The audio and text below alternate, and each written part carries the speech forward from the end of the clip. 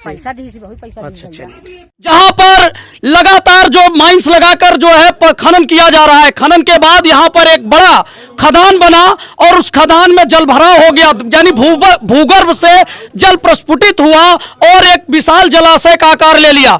यहीं पर स्थित शंकरगढ़ में स्थित है एक जो है पावर प्लांट, जो कि पावर प्लांट से निकलने वाला जो राखर है, वह राखर ट्रकों में भरकर हजारों ट्रक जो है इसी जो है खदान में डाल दिया गया और उससे खदान से 100 मीटर की दूरी पर गांव की आबादी रहती है, बस्ती के लोग रहते हैं, जो अमूमन खुले तौर पर ये बता चुके हैं कई बार और प्रशासन से उन्होंने लिखित गुहार भी लगाई है 12 तहसील के प्रशासन से कि माइंस के द्वारा लगातार पत्थर गांव और बस्तियों में गिरते हैं, जिससे कभी कभी घायल और चोटिल होने पर काम करा रहे लोग केवल उनको मुआवजा दे देते हैं, जिसके बाद वो मामला शांत हो जाता है। हम आपको बताना चाहते हैं कि यह इलाका चूंकि गरीबों का है, आदिवासियों का है, बहुत पिछड़ा इलाका है, बुंदेलखंड की पृष्ठभूमि है इस इलाके की, और यहीं पर इस तरह के खनन का काम प्रशासन की देखरेख में चल रहा था, जहां पर स्थानीय सहित तमाम जो किसान यूनियन के लोग हैं, जो जल जीवन पर्यावरण के लिए लड़ाई लड़ने का दावा करते हैं, ऐसे लोगों का एक गंभीर आरोप है द्वारा प्रशासन पर भी, साथ में खनन में लगे माफिया पर, एनटीपीसी पर भी आरोप है। जो यहां पर पावर प्लांट लगा हुआ है, उनका कहना है कि पावर ये जो काम हो रहा है, राखर जो गिराई जा रही है, जो खनन हुआ है, ये सभी जो है मानक से नहीं है, ये सीधा सीधा पर्यावरण का उल्लंघन है। साथ ही अभी बात कराएंगे यहां पे मौजूद किसान यूनियन के लोगों ने यहां पर धरना आज स्टार्ट किया है। आज हम उसी धरने के पहले दिन पहुंचे हैं और जानते हैं उनसे समस्या क्या है। तो यहीं पर मौजूद हैं, परिचय बताइए थोड़ा आप हमारे दर्शकों को। के मिश्रा, मंडल महासचिव, भारतीय किसान यूनियन भानु। किन मुद्दों को लेकर आज आप इस पर बैठे हैं? यहाँ पीपीजीसीएल एनटीपीसी है और वो फ्लाई ऐश इस गांव में गिरा रहे हैं। इससे इस गांव में भविष्य में कैंसर, टीबी आदि बीमारियां होने का आशंका है। आशंका का पूर्ण विश्वास है, क्योंकि सिगरौली सोनभद्र इसका नमूना ऑलरेडी बना हुआ है। ये बताइए, जो 12 में पावर प्लांट एनटीपीसी का है, वो जो मतलब बिजली जो वहाँ पर संचालित होती है, जो प्लांट लगा हुआ है, उससे जो राखर आ रही है, उससे यहाँ के लोगों को विशेष क्या समस्या हुई?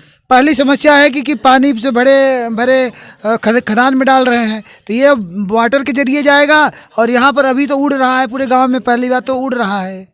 अच्छा, दूसरी बात ये बताइए, आपको क्या लगता है कि यहाँ पे जो खनन हुआ है वो मानक से हुआ है, यानी जो खनन का नियम है उसका पालन हुआ है आपकी समझ से? खनन का नियम तो आप देख के ही जान जाएंगे कि 200-200 फीट गहरी खाइयाँ हैं, तो खदान के लिए पत्थर निकालने की बात हुई थी गांव में, खदान के लिए ये तो वैसे भी जानलेवा है। तो आपको क्या लगता है कि खदान खोदने के बाद जो मिट्टी गिराई जा रही है वो मानक के हिसाब से है या मानक का उल्लंघन है? खदान में 13वां इसका नियम जो है, उसमें नियम 13 ये कहता है कि इसे मिट्टी से पाटा जाए। जो भी अगर खदान हुई है, मिट्टी से पाट करके और उस पर वृक्षारोपण कराया जाए। न यहाँ पर तो शुद्ध फ्लाई ऐश गिराई जा रही है, जिसमें मरकरी, एल्युमिनियम ऑक्साइड और आर्सेनिक जैसे गंभीर तत्व हैं, जो बीमारी को नहीं, जीवन लीला समाप्त करने वाले तत्व हैं। हमने भी देखा कि वहाँ पर जिस तरह से लगभग 2/3 जो है उस खदान को पाटा जा चुका है, एक ही हिस्सा बचा हुआ है। तो इसके लिए कभी गांव के लोगों की तरफ से या आपके संगठन की तरफ से कोई आवाज़ उठाई गई? गांव के लोगों की तरफ से ये आवाज़ लगातार उठाई जा रही थी, क्योंकि ये माफियाओं का बड़ा जाल है, इसलिए उनको आवाज़ को प्रशासन नहीं सुन रहा था। हमने इसके पहले जब हमें 1 महीने पहले जब हमें संज्ञान में आया तो ये बंद था। फिर 5-6 दिन पहले फिर से इन लोगों ने पता नहीं किस आधार पे चालू करा दिया। फिर रात को हमारी पूरी टीम पहुंची जब पीपीजीसीएल, तो वहाँ सीओ और एसडीएम से जब बात हुई, एसडीएम कह रही हैं कि बंद करा दिए हैं, लेकिन मौके पर बंद नहीं था। तो हमें पूर्ण विश्वास हो गया कि तहसील प्रशासन की पूरी मिलीभगत है। उसके बाद उन जो हाईवा थे उसको वापस किया गया और अभी फिलहाल बंद है। इसके लिए हम लोगों ने जिला मुख्यालय पे भी धरना प्रदर्शन किया था। ये बताइए, अभी अगर समस्या का आप लोग क्या निदान चाह रहे हैं? हम लोग चाहते हैं कि जो फ्लाई ऐश गिरी है इसे तत्काल हटाएं और मानक के अनुरूप जिस तरीके से खदान पाटने का नियम है और उस तरीके के नियमों का पालन करें जिससे जनहित और लोगों तो की। शासन की तरफ से कोई ऐसा निर्देश या शासन की तरफ से ऐसी कोई बात बनती दिख रही है कि शासन आपकी बात को मानने जा रहा है? तहसीलदार साहब हम लोगों से बात करना चाह रहे थे, लेकिन चूंकि एसडीएम साहब की इन्वॉल्वमेंट है तो हम चाह रहे थे कि मौके पर उप जिलाधिकारी महोदय या जिले से कोई अधिकारी आए और मौके पर देखते हुए जो उचित निर्णय हो जनहित में वो ले। देखिए, यहीं पर भारतीय किसान यूनियन के सर अपना परिचय बताइएगा। मैं डॉक्टर बीके सिंह, प्रदेश महासचिव भारतीय किसान यूनियन भानु। तो सर, आपने आज इस धरने पे शिरकत की और लोगों को संबोधित किया, तो आपको क्या लगता है कि ये जो काम यहाँ पर हुआ है वो कहीं ना कहीं पर्यावरण और गरीबों के जीवन से खिलवाड़ है या फिर जो लोग काम करा रहे हैं उनका काम सही था? ये देखने से ही पता चल रहा है कि पूर्ण रूप से खिलवाड़ ही नहीं है, ये जानलेवा खेल खेला जा रहा है। तो आगे आप लोगों की लड़ाई क्या होगी इस पर? इसको जैसा कि ग्रामीणों से हमारी अभी बात हुई है, सारे ग्रामीण इसका विरोध शुरू से करते रहे हैं, लेकिन उसके बाद भी जबरन जो है इसमें पाटा गया है। तो लड़ाई इस बात की है कि सारे ग्रामीण चाह रहे हैं कि अब इसको जो है सुंदर जलाशय बना करके इसको पर्यावरण संरक्षण दिया जाए और इसको जो है पूरी तरह से विकसित किया जाए, यहाँ पेड़ पौधे लगाए जाएं। धन्यवाद सर। तो ये बताइए सर, आप अपना परिचय दीजिए। राजू चौबे, जिला अध्यक्ष भारतीय किसान यूनियन भानु।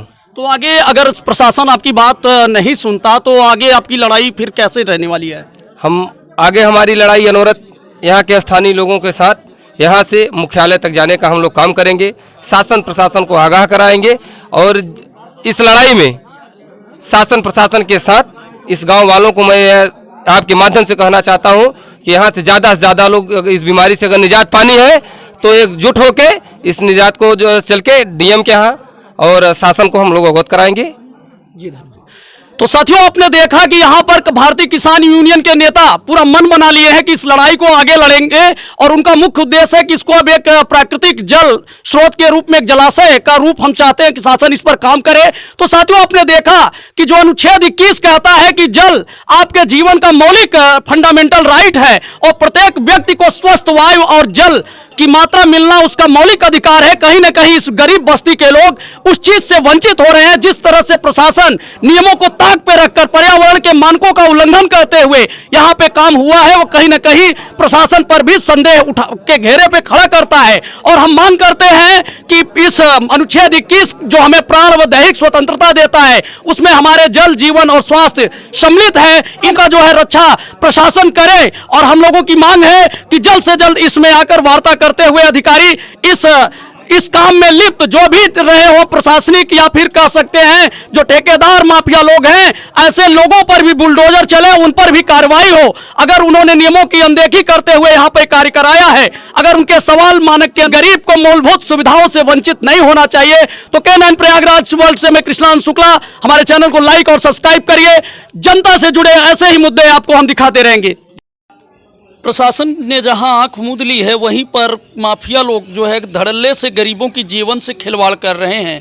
ये मामला है प्रयागराज जनपद में स्थित 12 शंकरगढ़ पावर प्लांट से निकलने वाले राखर का, जहां पर एक गहरी खदान खोदी गई है। आप देख सकते हैं इस खदान की जो खुदाई की गई है लगभग 200 फीट गहरी है और इसी खदान में जल भराव काफ़ी मात्रा में है। और यहाँ पर जो है NTPC से राखर लाकर फ्लाई ऐश जो है गिराया जा रहा है, जिससे यह भूगर्भित जल में मिल जाने से आसपास के लोग जो कि इस इलाके में पानी की भारी किल्लत है, वहाँ उनके जल स्रोतों में इस पानी के मिलने से उनके जीवन और पर स्वास्थ्य पर गहरा संकट छा रहा है। और यहाँ पर बड़े बड़े जो है समरसेबल के माध्यम से इस पानी को निकालने का एक दिखावा किया जा रहा है और पानी में ही फ्लाई ऐश गिराकर इस गड्ढे को जो है ढकने का प्रयास माफियाओं के द्वारा किया जा रहा है, जिसमें प्रशासन भी आंख मूंद कर इस कार्य को होते देख रहा है, जिससे इस इलाके के रहने वाले लोगों के जीवन पर गहरा संकट छाया हुआ है।